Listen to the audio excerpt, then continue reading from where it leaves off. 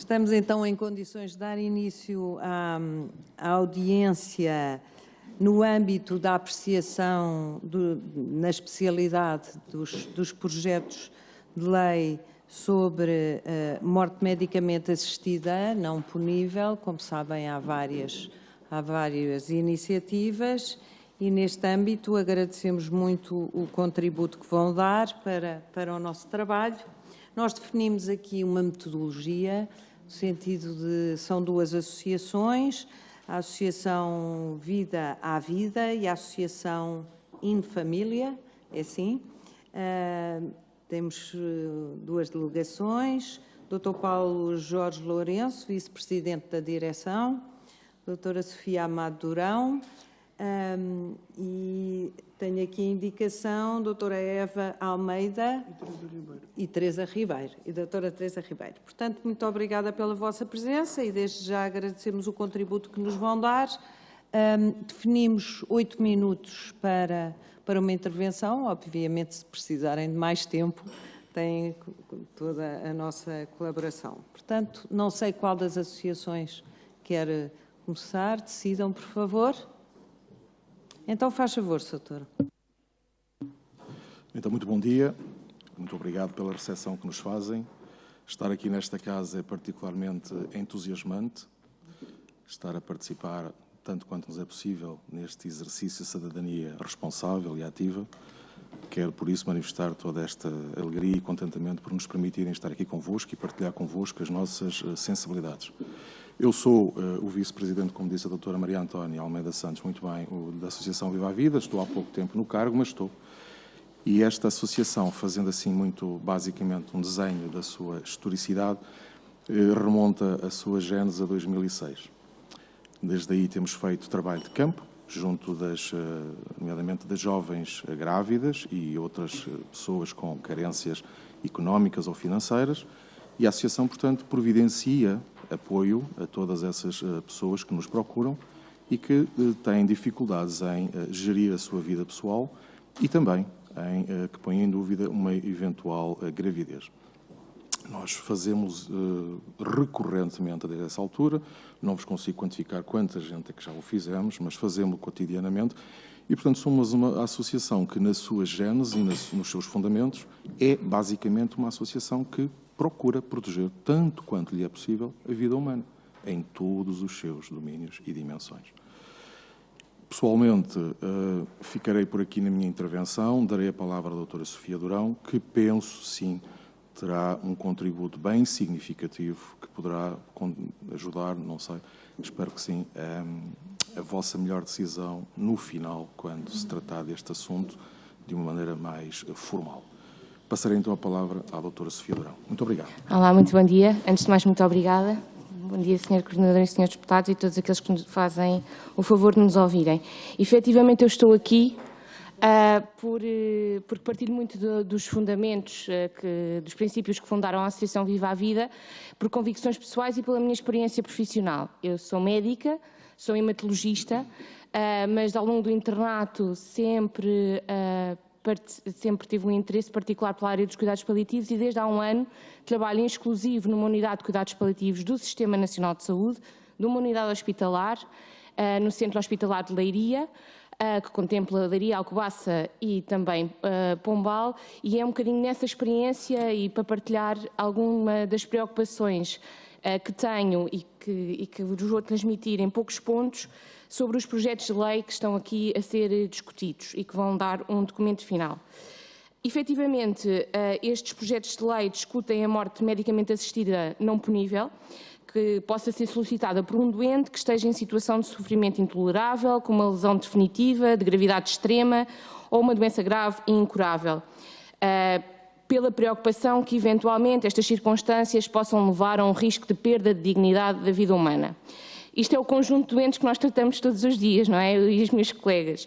E, portanto, existem 4 pontos que estão aqui descritos que para nós são significativos e que pedíamos a vossa reapreciação. São eles o sofrimento de grande intensidade, o acesso aos cuidados paliativos, a seleção do médico orientadores e aqui uma ausência de acompanhamento dos familiares. Vou detalhar só ponto por ponto, muito sumariamente. A apreciação do sofrimento que na intensidade é atribuída em exclusivo ao doente é um caráter muito subjetivo, é influenciado por vários fatores, condições de saúde mental, vivências anteriores, satisfação com as condições de vida, clínicas, sociais, familiares, enfim. E sabemos que esta percepção é oscilante e que não é resolvida na nossa prática clínica com a finitude da vida. A avaliação e o acompanhamento psicológico, particularmente por psicólogo e, se justificar, por psiquiatra, é, do nosso ponto de vista, crucial, insubstituível, uma vez que torna mais palpável e mais mensurável este sofrimento, indo ao encontro da sua verdadeira origem, sendo precisas várias sessões para que isso aconteça. A nossa unidade, a unidade onde eu trabalho, sobrevive sem psiquiatra, não sobrevive sem um psicólogo. E, portanto, parece-nos mais, e já foi aqui evidenciado pela Associação dos Psicólogos Católicos Portugueses, pelo professor Garmeiro, desta importância, e sei que estão alerta para esta situação. Em relação à garantia do acesso a cuidados paliativos, mediante a vontade do doente, que também é transversal aos vários projetos apresentados, embora nenhum concretize de que forma é que isto é facultado ou agilizado. Nós sabemos que, à luz da realidade atual, a oferta pública e privada nesta área é insuficiente, quer em número de recursos humanos, quer em termos de distribuição territorial, sem uma previsão real de que isto vá se alterar nos próximos anos, ou pelo menos à velocidade a que a lei da morte medicamente assistida não punível parece vir a poder entrar em vigor. A experiência na área dos paliativos demonstra não só uma redução das intenções de término de vida, por decréscimo do grau de sofrimento, que é manifestada pelos doentes que são acompanhados por nós, como também uma redução do número de lutos patológicos e de maior satisfação com os cuidados de saúde. E, portanto, achamos que de facto, se não há um acesso real aos cuidados paliativos, não pode haver uma liberdade e uma escolha, uma vontade que seja séria, livre e esclarecida, que é aquilo que se pressupõe. Na seleção do médio orientador, há várias preocupações, nomeadamente a mais relevante tem a ver com a aleatoriedade da escolha deste profissional e, sobretudo, pelo facto do quadro legal, ético e deontológico que rege a atividade médica impedir a facilitação da morte, uma vez que tal vai contra o princípio basilar da medicina do ato médico, que é a promoção da vida.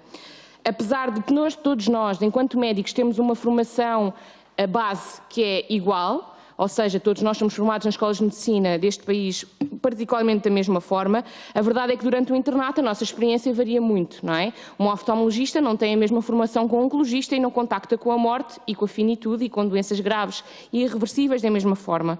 Parece-nos então que num assunto tão delicado, impactante, sem retorno, nenhum projeto assegura que haja uma especificação deste médico orientador e, portanto, em última instância, um oftalmologista pode, ou um analista ou um radiologista, pode ter este papel e se calhar não é a pessoa mais indicada e não nos podemos apenas confiar na boa fé e na boa ética profissional dos profissionais que se calhar dizem que não estão capazes de fazer isso. Temos, julgo eu, que ter aqui alguém que seja fiscalizado nesse sentido. E por fim, e para nós não menos relevante, a ausência de um acompanhamento dos familiares indicados pelos doentes durante o processo de morte a pedido e a fase de luto. A experiência dos cuidados paliativos demonstra que a família tem um papel fundamental, com claros benefícios do bem-estar no doente. Sabemos que o centro é o doente, mas que a família também está muito envolvida e que, mesmo em situações que são muito acompanhadas, a perda e este acompanhamento pode levar a prevenções de luto patológico, mas eles existem. Há uma série de relatórios em todos os projetos de lei, terminam desta forma, com uma série de relatórios que têm que ser apresentados. E eu acho bem que isto fique documentado e bem documentado, mas que não haja uma linha relativamente a este acompanhamento dos familiares, que são os doentes de hoje e os da amanhã, e as pessoas que podem vir a precisar de nós. Parece-nos que o Estado não está a proteger, mas poder ser aqui um bocadinho veículo de algum sofrimento. E, portanto, seriam estes 4 pontos. Muito obrigada. Desculpem o tempo. Não, está ótimo. Foi muito sucinta. Faz favor, doutora. Antes de mais, doutora agradeço... Eva Almeida. Sim. Antes de mais, agradeço a esta comissão de terem recebido a nossa associação. Posso referir muito sumariamente que a Indefamília dedica sobretudo à promoção dos direitos humanos em 3 vetores essenciais, no que diz respeito à vida, à família e à responsabilidade social.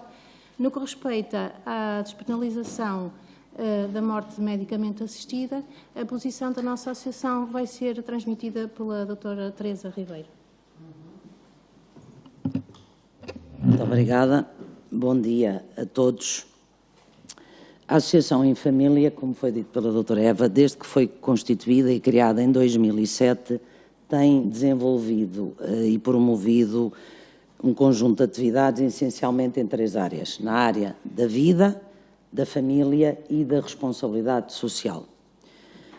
De acordo com os seus princípios, que constam de uma carta de princípios, a posição da Associação em Família é, de uma forma firme e inabalável, de total oposição à despenalização e legalização do homicídio a pedido da vítima e da ajuda ao suicídio. E é de oposição na medida em que os vários projetos de lei que a prevêem sobre a errada ou falsa denominação de morte medicamente assistida, sabemos que a morte não será apenas medicamente assistida, será medicamente provocada e indiretamente provocada no caso de suicídio, e no suicídio assistido haverá, como o nome indica, assistência, mas a Associação entende que estes projetos de lei atentam de uma forma fatal contra a vida, a família e a responsabilidade social.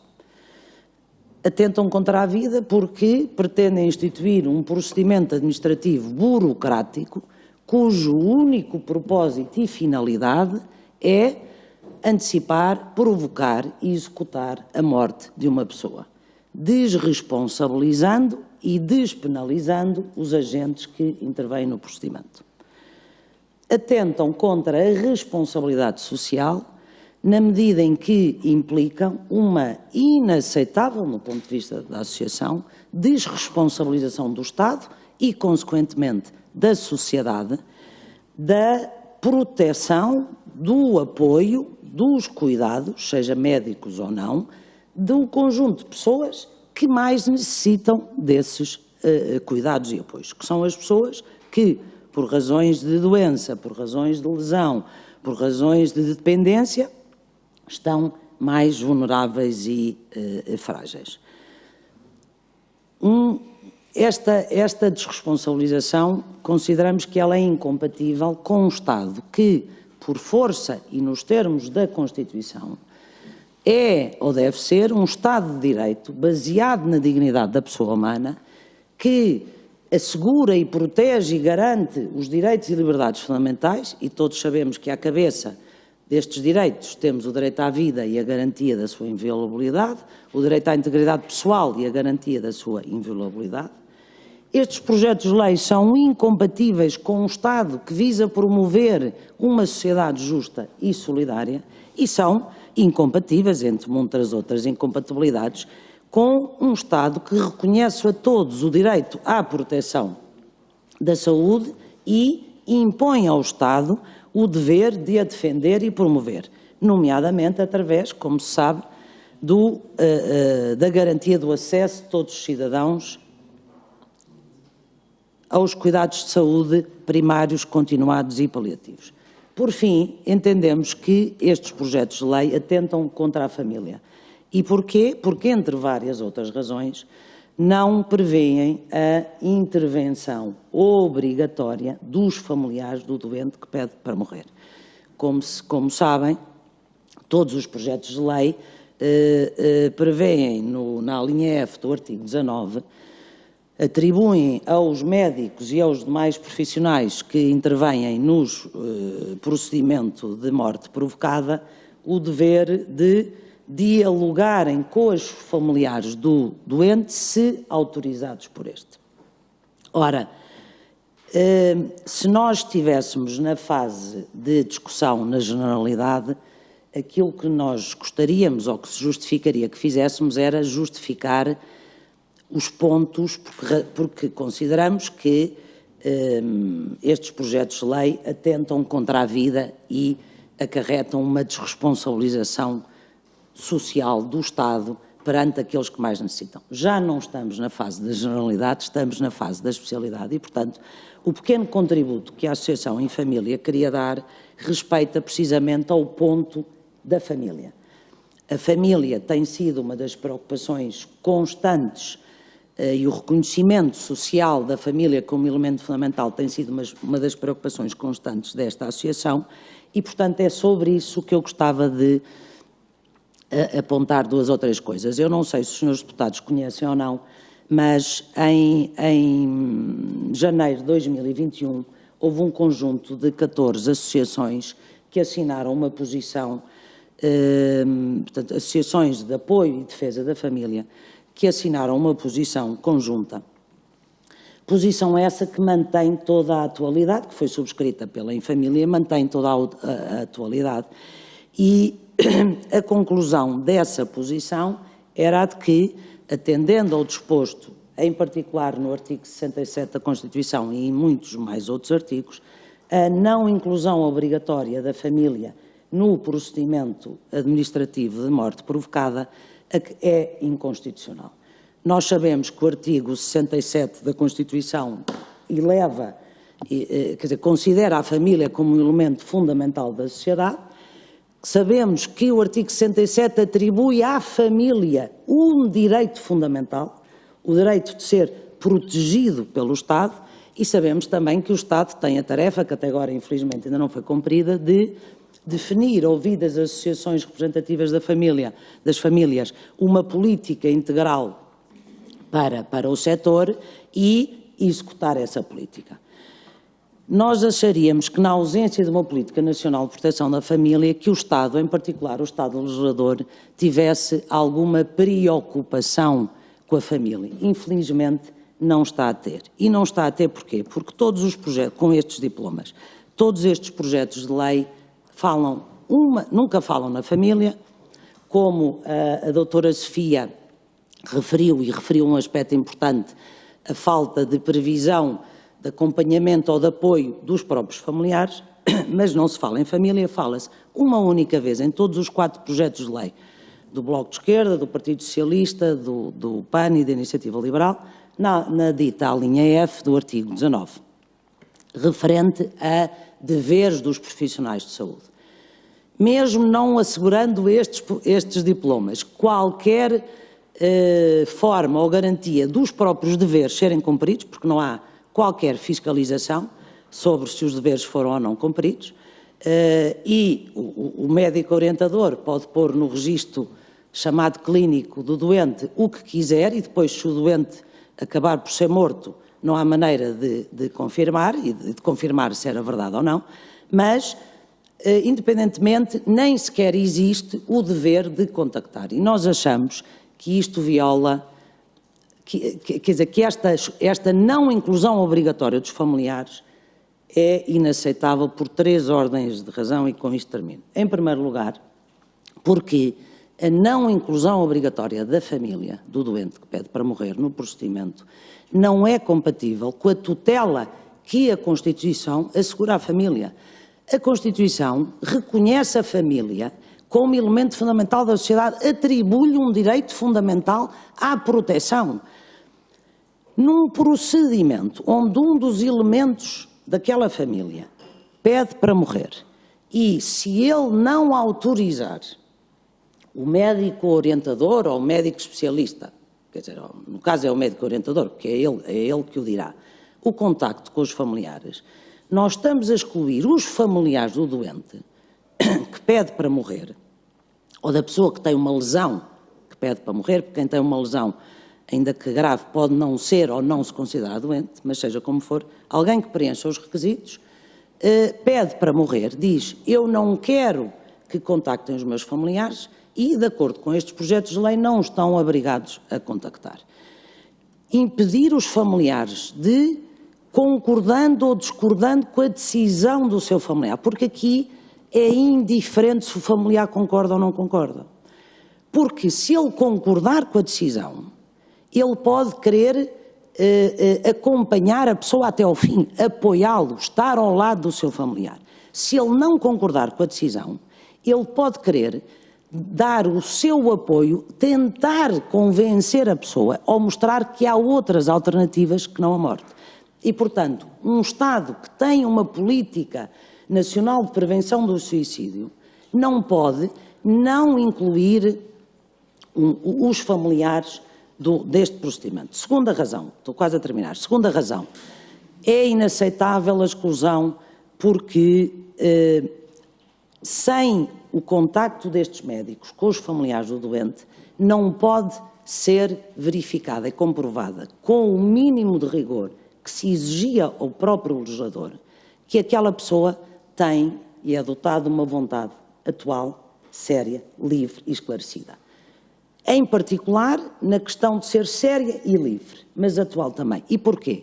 Porque as circunstâncias da vida da pessoa, a avaliação, esta vontade e estes requisitos da vontade são requisitos que os médicos vão ter que se pronunciar e a Comissão vão ter que dizer que se verificam, e só avaliando as condições concretas da vida do doente é que se pode saber se a vontade é séria, se a vontade é livre.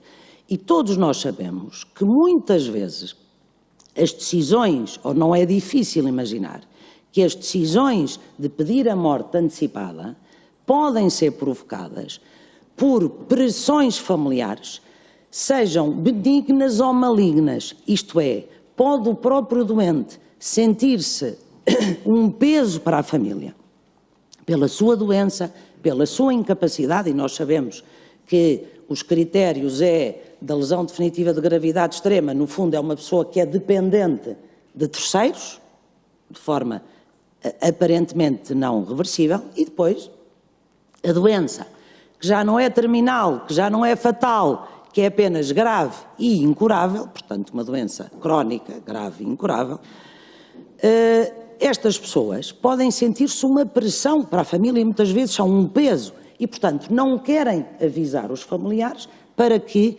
eles não os possam dissuadir. Mas, por outro lado, pode haver uma pressão errada da família e levar a pessoa a matar-se, seja por razões económicas, do seguro de saúde, que foi uma das pouquíssimas alterações que foi incluído nestes projetos decorrentes das intervenções na legislatura passada,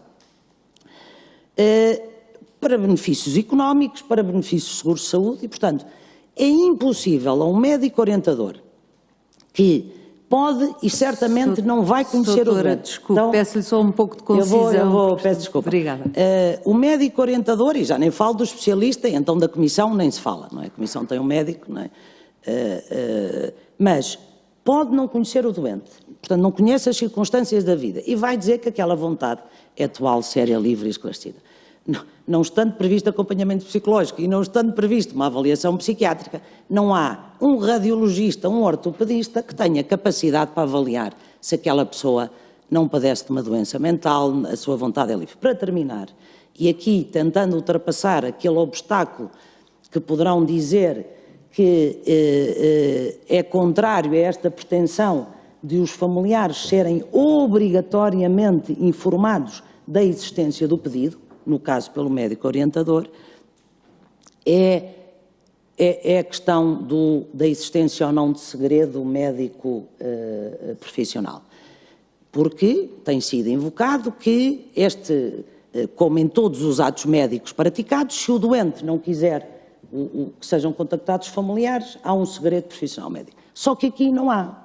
E não há por duas razões. Porque, na opinião de quem sabe, que são os médicos, as suas instituições, nacionais e internacionais, matar outra pessoa, ainda que a seu pedido, ou ajudá-la a suicidar-se, não é, nem nunca pode ser um ato médico. É e devia ser um ato criminoso, ainda que possa vir a ser despenalizado o seu agente e não criminalizado. Portanto, não é um ato médico. Não sendo um ato médico, este procedimento é um procedimento administrativo, não é um procedimento clínico. Nessa medida, o pedido de reserva que o doente possa formular ao médico orientador de não contactar os seus familiares, não se pode dizer que o médico está sujeito a segredo profissional, porque não existe segredo profissional nesta medida. E para terminar mesmo, relativamente ao pedido de reserva, o que é que eu diria? Temos aqui dois direitos ou duas situações em confronto, que tem que ser o equilíbrio do legislador a decidir. Eu tenho uma pessoa, um doente que pede para morrer e para ser desencadeado um procedimento administrativo que pede reserva, e tenho um pedido de reserva, e do outro lado tenho um procedimento administrativo que não é médico, que não está sujeito a segredos e a sigilo profissional médico, sendo a alegada objeção de consciência um disparate jurídico, porque não é um ato médico, portanto não há objeção de consciência médica, há apenas recusa de praticar o ato. E eu tenho do outro lado um procedimento em que os médicos, para cumprirem a lei, têm que falar com os familiares. E, portanto, a decisão daquele procedimento é fatal. E, portanto, se houver um erro na apreciação, não se pode voltar atrás. E, portanto, por todas estas razões, a Associação considera que, sem prejuízo de outros, obviamente, muitos outros comentários, o contributo que queria deixar era relativamente à linha F do artigo 19 e enfim, considerar que ela é inconstitucional por violação do artigo 67 e de muitos outros artigos. Muito obrigada e peço desculpa pelo tempo. Obrigada, Sra. Eu pedi aos grupos parlamentares que começasse o Sr. Deputado Pedro Frazão, que está com limite de tempo, porque tem que participar noutra comissão agora às 11 horas. Faz favor. Muito obrigado, Sra. Deputada Coordenadora. Na sua pessoa agradeço também a todos os grupos parlamentares aqui presentes pela amabilidade de me darem a primazia da palavra, uma vez que realmente tenho que, e peço também desculpa aos nossos, a quem estamos a ouvir, porque terei que me ausentar, mas deixo a garantia que irei depois visualizar as gravações que estão a ser feitas das vossas respostas, que aqui deixarei as perguntas. Queria cumprimentar-vos, obviamente, agradecer-lhes terem vindo aqui à nossa casa, à casa nossa, mas de todos nós, da democracia, e cumprimentar o Dr. Paulo Lourenço pelo trabalho bastante meritório na proteção da vida humana, em todos os domínios e das suas dimensões, como falou muito bem, e o nosso grupo parlamentar quer congratulá-lo e saudá-lo por esse trabalho. Doutora Sofia Durão, muito obrigado pela sua exposição, tão concisa, mas tão clara. De facto, é extraordinário que mais uma médica que trabalha com as mãos, trabalha com as próprias mãos com doentes em cuidados paliativos, venha também expor a sua opinião e, de facto, a opinião dos profissionais de saúde. Temos tido já vários pareceres enviados por escrito, vários contributos orais, são todos eles no mesmo sentido, ou 99,9% no mesmo sentido. E destes 4 pontos que nos deixou e que muito lhe agradeço, gostava de focar principalmente sobre o acesso aos cuidados paliativos. Gostava de lhe perguntar da sua prática clínica, por exemplo, por ano, quantas pessoas é que não consegue atender, ou no seu distrito, na sua área de ação, quantas pessoas é que estima que não tenham acesso aos devidos cuidados paliativos, e já nem vou falar dos cuidados continuados, mas falemos então apenas de cuidados paliativos, que é a sua especialidade.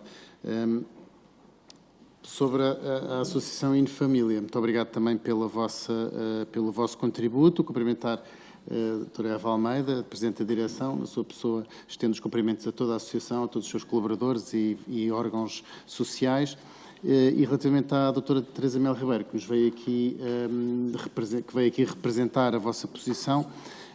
De facto,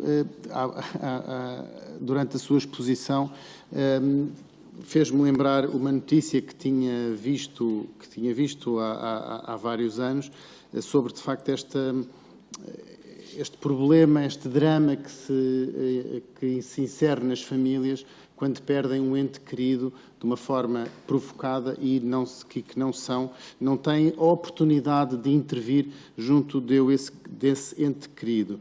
E às vezes é preciso colocar rostos nas pessoas. Eu fui aqui pesquisar rapidamente e rapidamente consegui encontrar aqui a cara da senhora Dona Godlieva de Troyer, que esta senhora, eu vou mostrar a todos. Esta senhora estava num lar na Bélgica, é um rosto da rampa deslizante. Esta senhora estava num lar da Bélgica, a única patologia que ela tinha era estar deprimida, portanto ela estava deprimida, e o que aconteceu foi que, de facto, ela solicitou a eutanásia e o seu pedido foi aceite sem que nenhum dos seus filhos fosse informado. Isto na civilizada Bélgica, foi eutanasiada uma pessoa sem conhecimento dos filhos, apenas porque estava com uma depressão mais ou menos profunda, as notícias não o indizem. Portanto, de facto, a senhora de Troyer não sofria de nenhuma doença terminal, tinha apenas uma de depressão. Começou, primeiramente, por pedir a sua eutanásia à sua psiquiatra, a psiquiatra que a acompanhava, o seu psiquiatra de vários anos.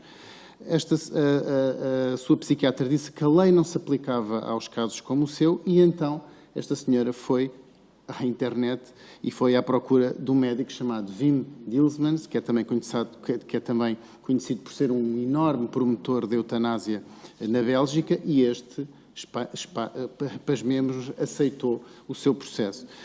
Em todo este processo, ninguém tentou contactar os filhos da paciente, com o seu filho, que se chama Tom Mortier. Vou também mostrar a cara dele, porque às vezes é preciso ver a cara das pessoas para nos podermos relacionar com elas. Este filho da senhora de Troyer foi, de facto, informado apenas após a morte da sua mãe e foi informado de uma forma até bastante abrupta pelas pessoas do lar onde estava a senhora de Troyer e ficou bastante revoltado. Alegou que tinha sido violado nos seus direitos à vida familiar, como disse a doutora e muito bem, intentou uma ação nos tribunais belgas que não colheu e então passou para o Tribunal Europeu dos Direitos do Homem, que aceitou a sua ação em 2019 e ainda corre termos nesse Tribunal Internacional.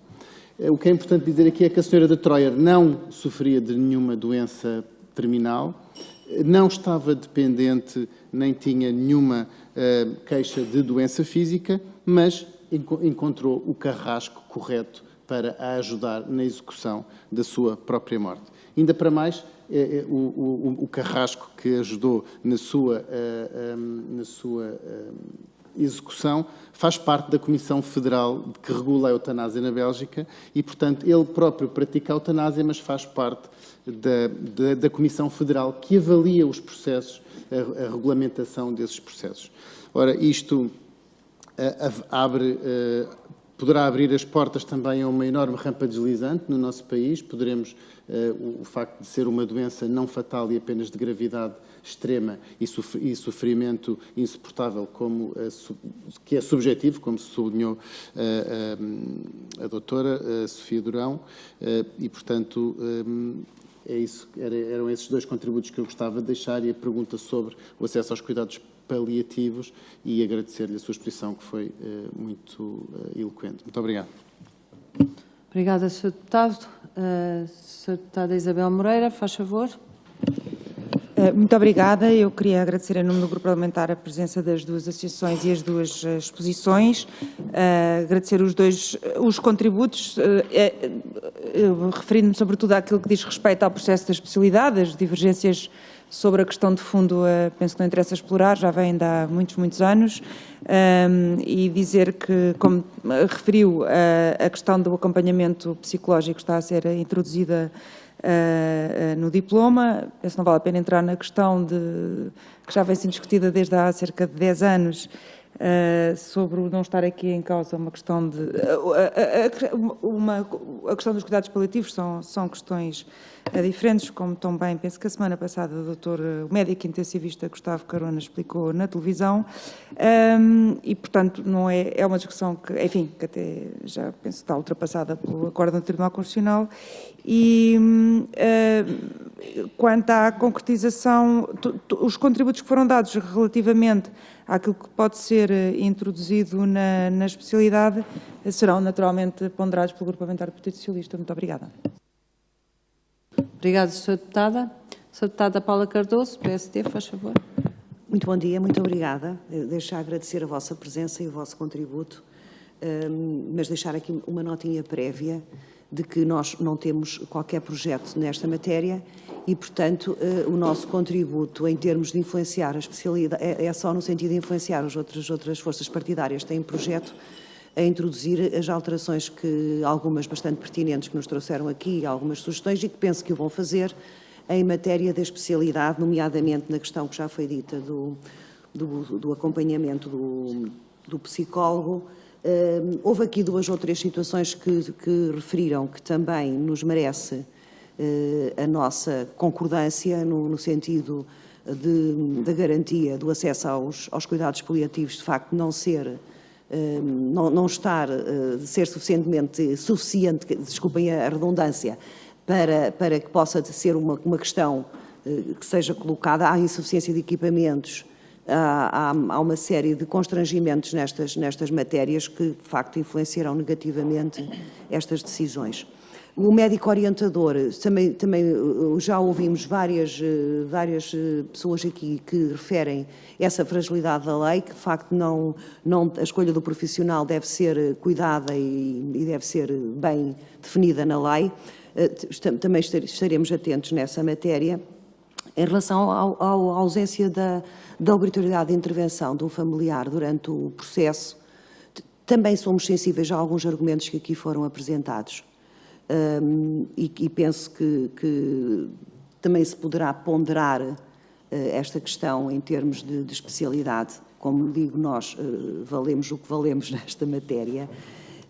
E já que estou perante associações que, de facto, têm um trabalho, competências e valências na área da família, não gostava de deixar de ficar aqui um apelo e um pedido, de certa forma, para que, além do muitíssimo e honroso trabalho que prestam e valoroso trabalho que prestam, uma atenção especial, um trabalho especial, um esforço acrescido para, de facto, os idosos. Porque basta percorrer os lares de Portugal, de norte a sul, para perceber em que estado está o acompanhamento das famílias a estas pessoas.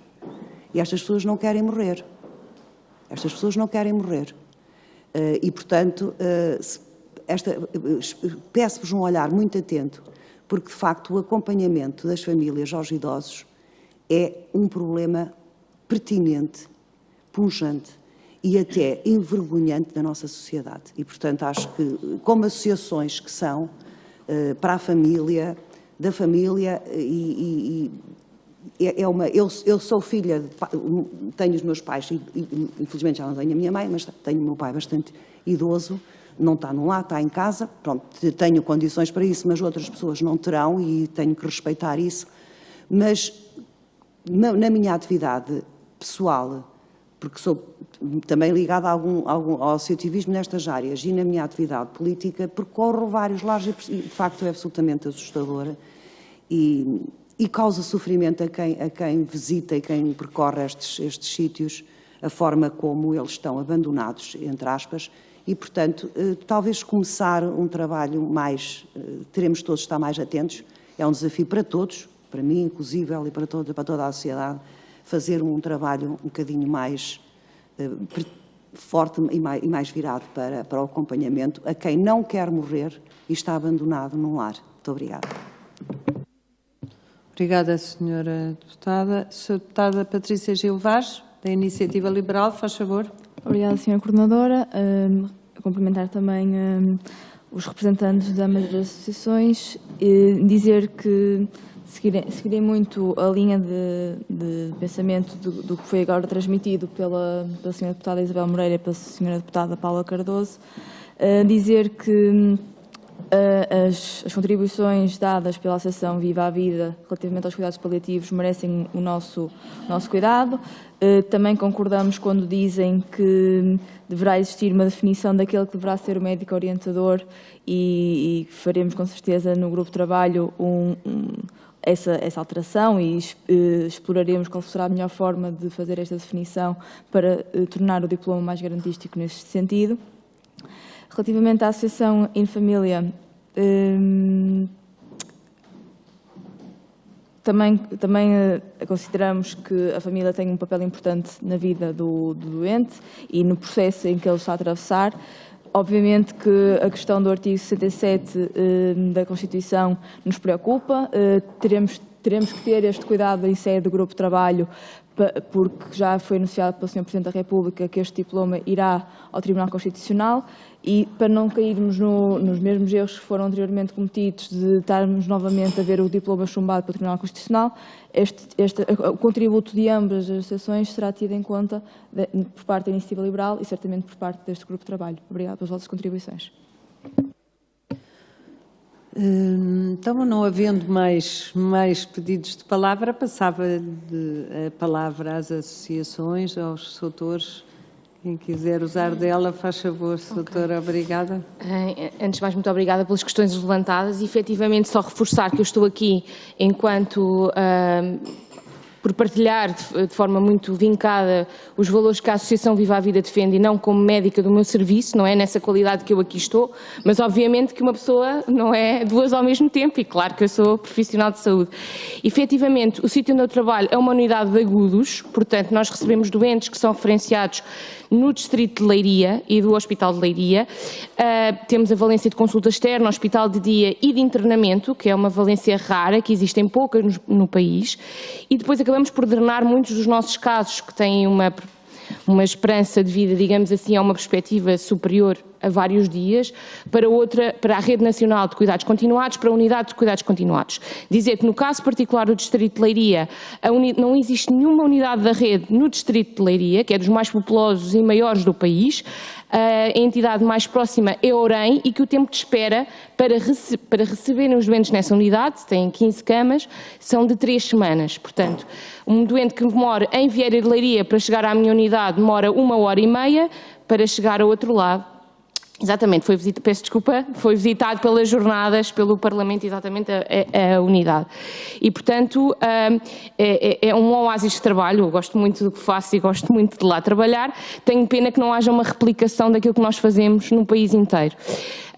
E, portanto, obviamente que nós somos vários enfermeiros, vários médicos, é um serviço, não é uma equipa, que tem crescido muito pela força e pela pujança da minha diretora, a doutora Catarina Faria, mas não é a realidade do país. E, portanto, claro que nós não chegamos a todos os doentes, culpa das nossas insuficiências, do desconhecimento que os próprios profissionais têm de saúde, da mais-valia que um ingresso precoce nos cuidados paliativos pode trazer aos doentes e familiares, e que também é uma preocupação nossa relativamente ao médico orientador, que conhecimento é que tem sobre esta oferta, e, portanto, respondendo um bocadinho aqui às inquietações do Sr. Deputado, é óbvio que nós não respondemos a todos, mas respondemos mais do que em sítios em que não existem estas valências. Permitem-me discursar consigo, a doutora Isabel Moreira, relativamente ao facto, eu sei que esta discussão dos cuidados paliativos já foi muito tida aqui, mas de facto para mim, e não fui eu que chamei isso ao decreto, foram os senhores deputados em todos os seus decretos, que dizem que o doente, querendo, é-lhe facultado o acesso a cuidados paliativos e, portanto, se essa premissa aparece, tem de ser cumprida e, portanto, para mim a preocupação nós só optamos por algo que conhecemos e que nos está próximo. Não podemos pedir a um familiar que opte por uma unidade que está colocada a mais de 300 km de distância, quando sabemos que ele provavelmente quer ser acompanhado pela sua família.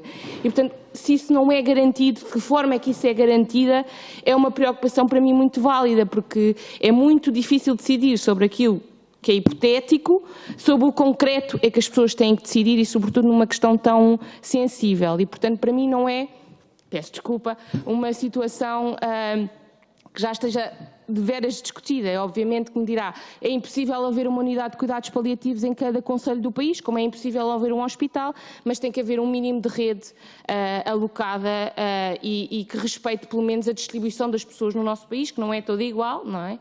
Nem todos os concelhos têm a mesma densidade populacional e necessidades e, portanto, para mim, isso não estar assegurado é uma dificuldade e uma oposição a que possamos avançar para outro tipo de leis, deixando de parte as minhas convicções e que são aqui prementes de inviolabilidade da vida humana.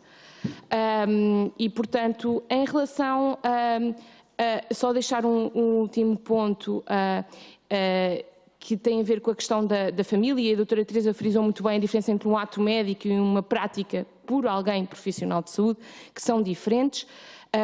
nós aprendemos a ser aquilo que também nos educa, e também cabe ao Estado, do meu ponto de vista, promover que a família seja acompanhada para saber acompanhar.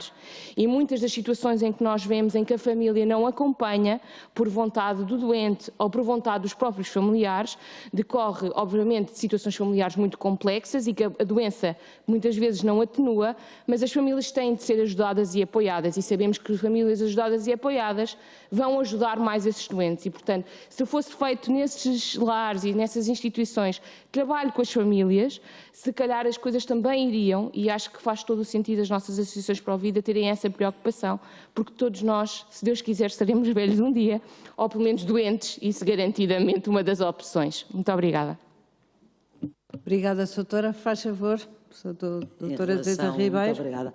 Em relação ao apelo, comentário e apelo da doutora Paula, nós subscrevemos completamente a importância e a pertinência dos mesmos.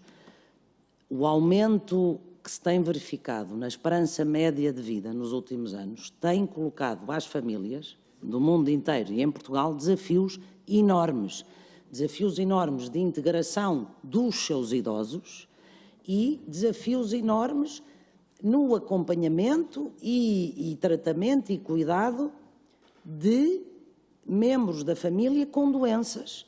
E vamos falar de doenças crónicas, e aquilo, todos nós vamos morrer, é provável que cada vez mais existam doenças crónicas que possam não gerar imediatamente a morte e que, enfim, exijam um cuidado. Ao contrário do que disse a doutora Isabel Moreira, para além de eu não compreender porque é que o Tribunal Constitucional, no seu acórdão, resolveu a questão dos cuidados paliativos, nem falou dele, mas não há dúvida que nos países onde existe uma larga rede de cuidados paliativos, como é o caso da Holanda e da Bélgica, ainda assim há o recurso à morte medicamente provocada. Imaginem o que não vai ser em Portugal se um dia esta legislação vier a ser aprovada, promulgada e entrada em vigor. E porquê? Porque, na realidade, não há liberdade quando não há opção. A doutora Sofia saberá muito melhor do que eu, mas naturalmente que nós vamos falando com os médicos, a maior parte das pessoas não quer morrer. Obviamente que há pessoas que querem morrer, mas a maior parte não quer. E querem ter o alívio do seu sofrimento físico e, obviamente, um alívio do seu sofrimento psicológico e espiritual. Quando um Estado que não presta a quem tem necessidade, apesar de estar por lei obrigado a isso, nem cuidados continuados, que está obrigado desde 2007, nem cuidados paliativos, que está na lei desde 2012, reiterada em 2018 com a lei que aprovou os